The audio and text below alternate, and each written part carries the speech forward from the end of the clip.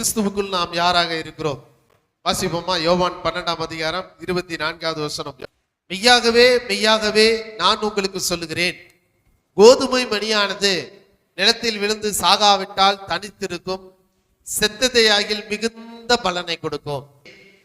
கிறிஸ்தவ வாழ்க்கையில நிறைய பேர் யோசிச்சுட்டு இருக்காங்க, நாம செத்தாதான் 1000 பேர் உருவாகும் போல இருக்கு அப்படின்னு. சொல்லப்பட்டிருக்கிறது யாருன்னா உங்கள் இல்ல, நீங்க செத்து 1000-ஆ பெருக போறது கிடையாது. இயேசு தன்னை சொல்லுகிறார், நான் சிலுவையில செத்தா, தேவகுமாரனாகிய இயேசு சிலுவையிலே இறந்தார் என்றால், வானத்துக்கும் பூமிக்கும் சகலத்தையும் படைத்த சர்வ வல்லமையுள்ள இயேசு கிறிஸ்து சிலுவையிலே மரிப்பார் என்றால், அவரை விசுவாசிக்கிற ஒவ்வொருவரும் தேவனுடைய பிள்ளைகளாக மாற்றப்படுவார்கள்.